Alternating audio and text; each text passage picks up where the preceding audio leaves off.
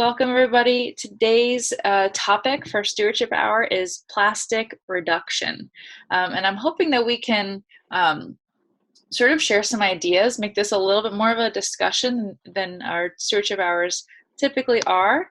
If you're new to the Stewardship Hour, I'll give a brief overview of what this is. My name's Emma Zarin-Newman. I'm the co-chair of the Clean County Commission in James City County, and we started this initiative sort of as a way to keep citizens informed about our county sustainability initiatives. So different facts about sustainability in our area, and then what we can do as volunteers to be good stewards of our county. So a big piece of the Stewardship Hour is not just getting informed on something, but then walking away with some action steps on what we can do to make that topic better. So today, like I said, it's going to be a little bit more of a discussion, I hope. If anyone has any ideas, please chime in. We are going to discuss when plastic is useful and when it's avoidable, the harms of dangers of plastic in our community, how to seek plastic alternatives, laws that exist to reduce plastic and pollution, and how to stay updated and informed. So I wanted to start off talking about our love-hate relationship with plastic, and actually NPR did a great piece on this topic, and I've put a link in our resources page to get to that podcast, that recording that NPR did, because it's a very salient point. Pretty much since World War II, plastic has become an increasingly important part of our lives. And in some ways, we really don't want to give up plastic. I think, medical uses, syringes, it just makes more sense that they're plastic, or catheters. I don't want to reuse those. There's certain pieces of the medical world that plastic has really been a very useful and appropriate material. Sometimes, like food preservation, ways to make food affordable and accessible. Plastic has been a big part of that, to keep food fresh and to be able to ship it. Safety features in cars, for example, seat belts and windshields made of plexiglass, plastic pieces in cars that help us stay safe, or airplanes. These are some things that we don't want to compromise on. And I want to be clear that this presentation isn't necessarily, the crux of the information is not plastic as 100% bad. Of course, there are these good uses. However, our plastic consumption as humans on the earth these days has kind of gotten out of control. And we see that even in our local impact. We can see that our plastic use as a county and it has started to impact the wildlife. It's started to impact our own health. And we'll take a look at some of the negatives of plastic from here on out. But I did want to touch base on there are some positives, and I've included a couple articles and podcasts at the end of the presentation if you wanted to go and get that more holistic view of plastic as a material. It's not all bad, but there's definitely some things we can do to dramatically decrease our use of it for a healthier world. So first things first, and this is very salient to our, very topical for our county and our recycling system, is did you know that not all plastics can be recycled in James City County? This is somewhat new, but it's actually, I've been learning more about this. It's not just our county, it's not just our area, it's for lots of reasons. So plastics are classified into 7 categories. You can see the little recycling symbol usually in the bottom of the container that has a 1, 2, 3, 4, 5, 6, or 7. And due to the market demand and the way things are going with the recycling world, James City County only accepts numbers 1 and 2, and they have to be bottle shaped. They have to have a neck, which just drastically reduces what we can actually recycle. Those clamshell to-go containers or egg cartons are no longer recyclable. So it's time to really start evaluating, is it worth creating this practically indestructible item that we're only going to use once to get 12 eggs home, or is it worth reevaluating our use of it? if we can't recycle it. And even if we could, even when we can recycle, those plastic bottles are not necessarily getting recycled. Sometimes the load is contaminated, and then that's just also waste. So something to keep in mind, that even if it is getting recycled, it's not necessarily ultimately going through that process. I found a couple of infographics to kind of get across some points here about plastic, especially single-use plastic. So single-use plastic, for those who might not be aware, is a type of plastic good that is intended to just be used once. For example, a plastic water bottle is intended to be used once, and then you're supposed to recycle it. Versus something that's plastic, I think of, for example, my tea maker, is not going to just be used once and then I throw it away. I've used it probably a million times and I'll continue to use it. So I wanted to focus today on single-use plastic, although of course everything that we're talking about can pretty much pertain to those reusable items as well. But number one reason to refuse single-use plastic is it's made from fossil fuels. Number two, it makes a huge carbon footprint. Number three, it will still be here in hundreds of years. Number four, only a tiny percentage is recycled. Number five, it leaches toxins into food and drink. And I feel like we learn more and more about that every year. There's new information about the toxins that can be in the plastics we're using. It can cause hormone disruption and cancers, pollutes our oceans. Single-use plastics can kill marine animals and birds, and it enters our food chain. Speaking of plastics in the ocean, this is something that I always bring up with my third graders when we talk about time. It's important to recognize that the plastics we put our hands on are going to have a long life. So plastic bags, if these items were thrown into the ocean, this is sort of what this infographic is showing. A plastic bag would be around for another 20 years. A plastic straw has 200 years. A plastic water bottle, 450 years. A disposable diaper, 500 years. So you can look at these items, and I know I can think of several alternatives that are non-plastic. As I look at this infographic, I can pinpoint, oh, okay, plastic bag, I can replace that with a cloth bag. And then bam, that's 20 years that I haven't been polluting a plastic bag in the world. So with those thoughts on our mind, or we're about to get into our actions, but go ahead, Nan, did you want to add something? Go ahead. Yeah, what I've read though is that the plastic doesn't really go away when it just disintegrates into smaller and smaller pieces. So actually, so that now more creatures are ingesting it, including us. Absolutely. Right? That food chain piece, that fact is so important to me, especially since, as plastic is introduced to the food chain, it travels along the food chain, which you're right, leads to us. Absolutely. And, one of my favorite documentaries I've mentioned a couple of times later in this presentation is A Plastic Ocean. And it dives really deep into that plastic disintegration and microplastics and its impact on marine life, but then also the larger picture, the whole entire food chain. That's a great point. So the first type of action we'll talk about is individual behavior change.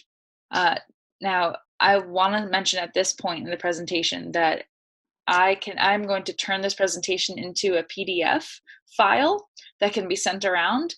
And if you look at the presentation as a PDF file, all of the purple links or outlines are clickable. So you can click it to get to the resource. And I tried to really chock this one full of resources that we can all use to better ourselves. So the main topic for individual behavior change here is to evaluate and change your personal plastic interactions. The first step would be to do an audit of your personal plastic use. And you might do that more informally, kind of walking around one day, try and pay attention to all the plastic you come across and interact with. But then if you want to do something a little more structured, I've linked here an audit that you can kind of print out and fill out as you go throughout your day, or you can sit and do it just to get an idea of of how much plastic we're really using and interacting with it. And it's amazing. Once I started doing this, I was amazed at how much plastic I really use. And it's been quite a journey to try and reduce that. Something I ask myself is, do I need this to be plastic? For example, brushing my teeth. I was thinking, man, do I really need this to be plastic? And the answer is no. There's alternatives, and whether or not I find the alternatives right then and there, probably won't then and there. But that's the first step, is to get that train of thought going, and then to start actually replacing those items with non-plastic items once they're no longer useful. So, I inherited my tea maker. It's made of plastic. I'm not going to throw it out just because it's made of plastic. I'm going to use it as many times as I possibly can to justify its existence. But then when if it does ultimately break one day, I'll make an effort I will replace it with something that's non-plastic whenever possible. And then, of course, saying no to single-use plastic is a very tangible action we can take. And if you'd like some really great ideas, especially about single-use plastic, there's a website, Plastic Free July, that you could click on in here, or you can just look it up on Google, that has some really great articles and great ideas for how to reduce plastic, not just in your own life, but at work and at school, and they have a lot of great articles and great creative ideas for personal plastic reduction. The next type of action we'll address is volunteer action. A big piece of this, I believe, is in educating yourself and educating others. So one suggestion I have is to host a viewing of a documentary, for example, A Plastic Ocean. That's one of my favorites, but there's plenty out there that address plastic in our world. And it's something that you don't necessarily have to do on your own. You might ask your church or your community group, your HOA, to host a documentary viewing like this. There are also lots of online communities or online kind of social media paths, and staying informed and staying connected to learn about different volunteer activities or initiatives. Communities, one that is worth liking on Facebook is Keep It Beachy Clean. This is the group that really pushed for restaurants in this area to say no to plastic straws and to just give reusable straws or paper straws. And they're continually posting information and staying connected with the community on ways we can reduce plastic in our area. And then there's also Plastic Free July. It's not local to our area, but they have some great information, and it's a great community to tap into and stay a part of. There's also a free online class coming up on July 13th. That is called Escape from Plastic. So if you're interested, it's hosted by the Norfolk Botanical Garden. So if you'd like to join that, again, this purple outline shows that this is a clickable link. So you can go to this presentation and click on it and learn more about that. Or you could probably look it up on Facebook. There's an event on Facebook that you can search, the Escape from Plastic. It says a panel discussion on the importance of reducing plastic consumption. The third type of action we'll talk about is sort of contacting the powers that be. I don't know if anyone heard, but as of July 1st, it's now illegal to release non-biodegradable balloons into our atmosphere, which I'm so excited about. Yay, Virginia. But there's a couple other rules and laws that we can help push through. Something that's interesting about the way Virginia laws work is that if we would like in our area to ban something like plastic bags, it has to be pushed through the General Assembly first. So the first link I have on here is a petition to sign to say we should be able to ban plastic bags in our localities. The other one I put up here is a bottle bill for refundable deposit systems on glass bottles. And I put that on here because I think it's something we've talked about before, and it's one of those steps that we can take on sort of a legal level or a lawmaking level to allow for this change in mindset. We want to be able to bring these containers back. When you buy lemonade, you're not really just buying lemonade, you're buying a container, and then what do you do with that container? And having channels for those materials to get taken back is important, especially if there's some incentive. I've put those up there. The fourth action we'll talk about is supporting the economy. And this, I have to give, I love Tasha's Own. I don't know if you all know about Tasha's Own, but I've been a huge fan of them for a long time. It's a business, I think they're up in Toano, but they make goat's milk soaps and laundry detergents, and they have some great products. And everything that I don't think I've ever seen them use plastic. So I've been using their shampoo bar for 4 or 5 years. So I'm happy to try and reduce my shampoo bottle plastic consumption by using that when I can. They have great laundry detergent that you buy in these big glass jars, and then you bring them the jar back and they give you a discount on your next jar. And it's this great system where you can really think about the household items that can be avoided, the plastic that can be avoided when you shop, not only sustainably but locally. Tasha's Own is great because they're local. If you're looking for just products in general, Zero Waste Outlet, the clickable link on the bottom right here, is another great website that you can go to. They've got some nice products, and I think that they sort of pull together different products. They are not necessarily the manufacturers of the products, but they have the ideas and go find that product and make it available on their website. And they tend to have some great coupons and sales going on as well. And then if you're interested in finding more ways to support the economy, this plastic-free economy, there is a great Ask HR Green article that I've also linked here titled "New Home and Health Brands Making Going Plastic-Free Easier." And they have a lot of really great ideas that you might not have thought of. I was reading it, and half of them I was like, oh, that's such a good idea. I hadn't thought of that. So this is a great article to go and get inspired. Next time you need to buy a tube of toothpaste, maybe read one of these articles first and see, can you avoid that plastic? And yeah, I don't know if you've ever heard of those chewable tablets that come in a glass jar, and it's just a plastic-free toothpaste. That's my next move. I'm excited to, next time I have to buy toothpaste, yes, figured that one out. But yeah, so supporting the economy, there's ways to do it locally, but then also there are definitely resources out there for getting creative, and lots of brands that are surfacing now, some newer companies worth paying attention to, so we can help them, vote with your dollars, so to speak. Right. And of course, the fifth action, as always, is to share the video of this Zoom once it's up on YouTube.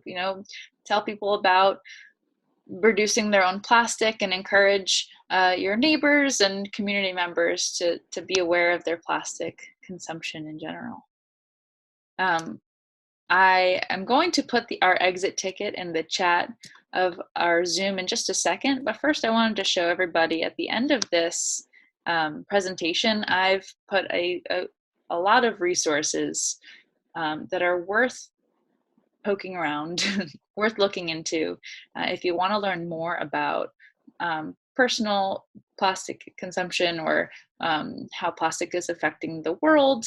I definitely have learned a lot from reading some of these articles, watching these documentaries. There's a book called Living Without Plastic that really seems resourceful. I haven't read it yet, but I intend to.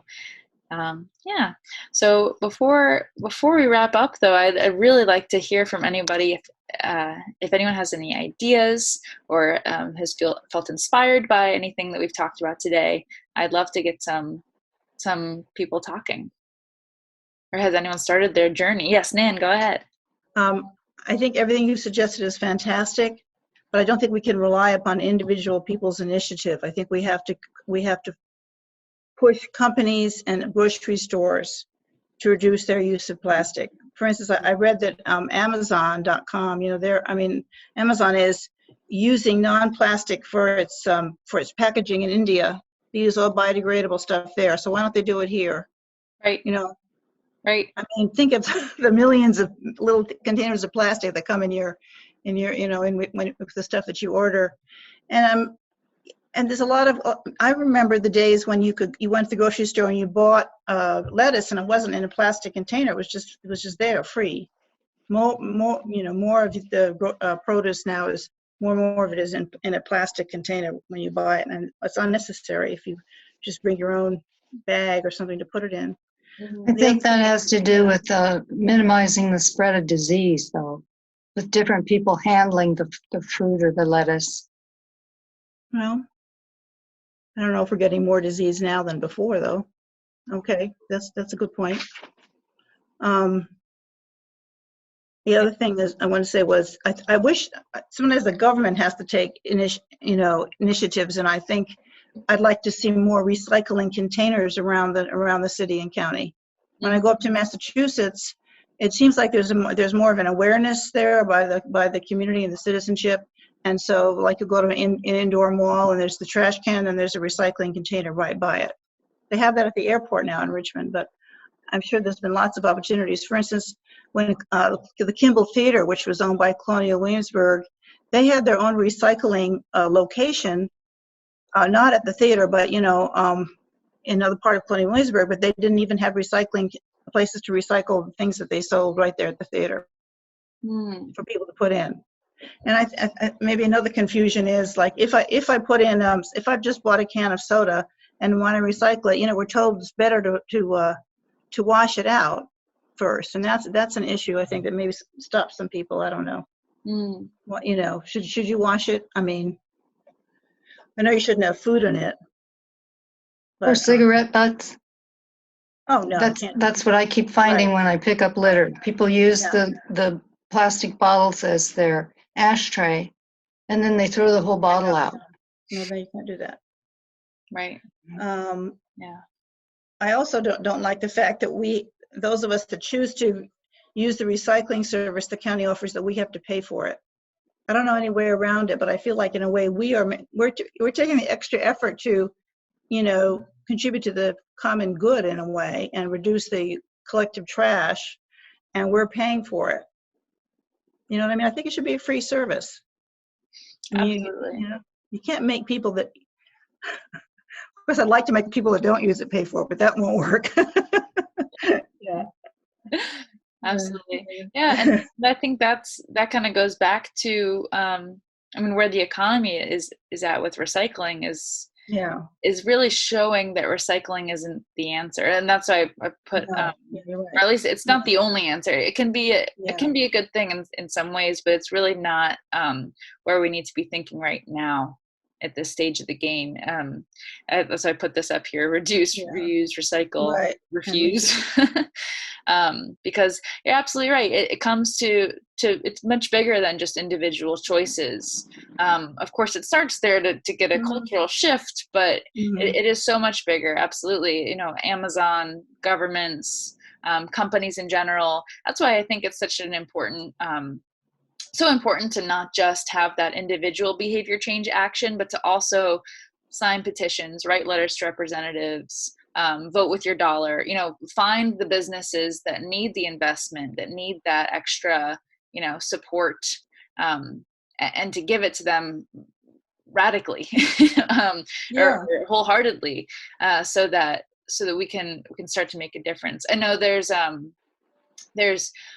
loop. I don't know if you've ever heard of loop economies, where businesses who create a product will think through not just the selling of the product, but the reclaiming of the product, so that the parts can be either fixed up and sold again, or recycled or reused, and it's just a part of the business plan from the get-go. And I know there's a lot of business schools that are promoting this idea. And I think that's something that, as a consumer, I'm not planning on leading any companies anytime soon, but as a consumer, I can decide, make that economic choice in that direction. Yeah, really good points. Well, I'm going to share the exit ticket on the chat, so at your leisure, everyone can.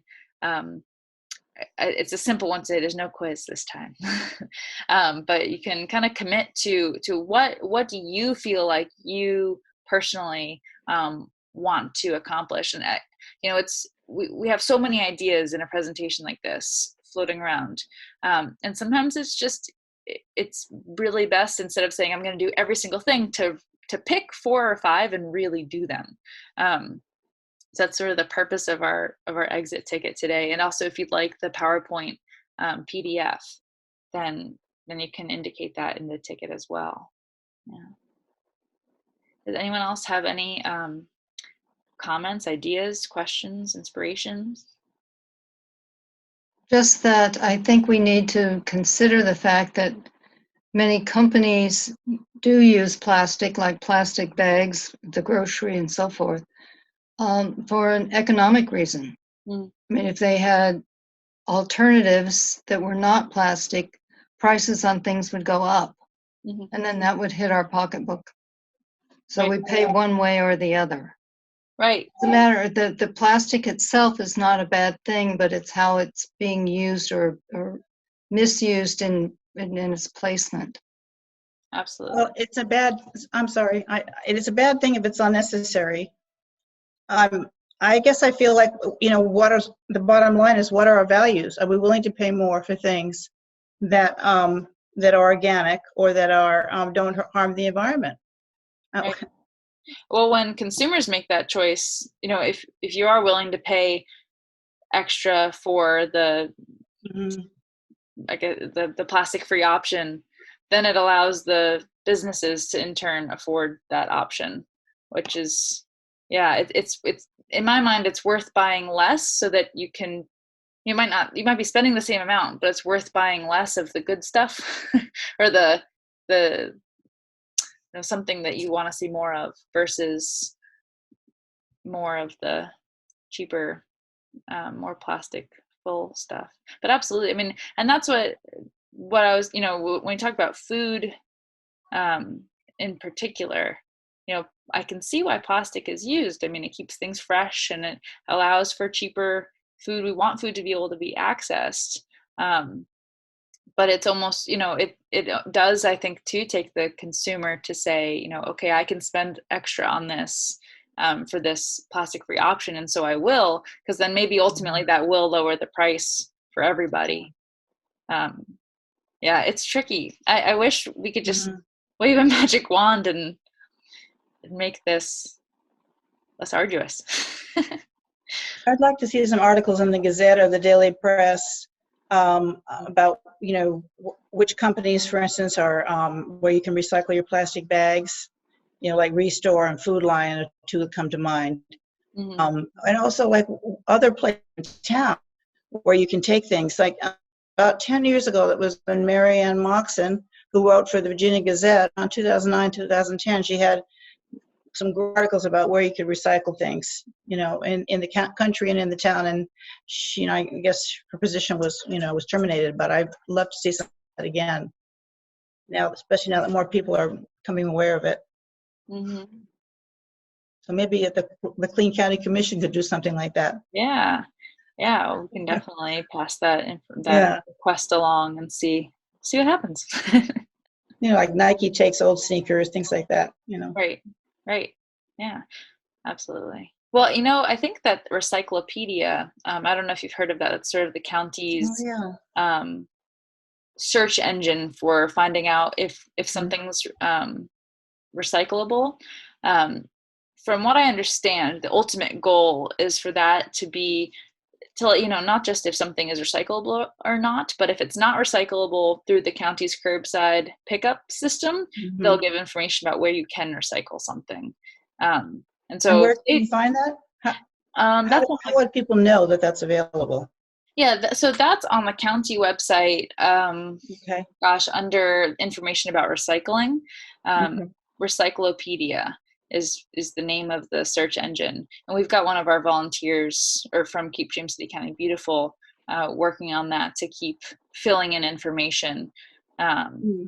So I hope that, I mean, I know that for the first step, since it was just sort of created somewhat recently, is to make sure that we're letting people know what's recyclable or not recyclable, but that other information should be getting added in there soon, which is exciting because that'll be a really great resource. But then you're right, we need to get it out need to tell people about it. Well, thanks so much, everybody, for joining today. Thank you. Thank you, Emma, for leading the evening's discussion. Thank you so much. No problem. Thank you, guys. Have a great one. Stay dry. Bye.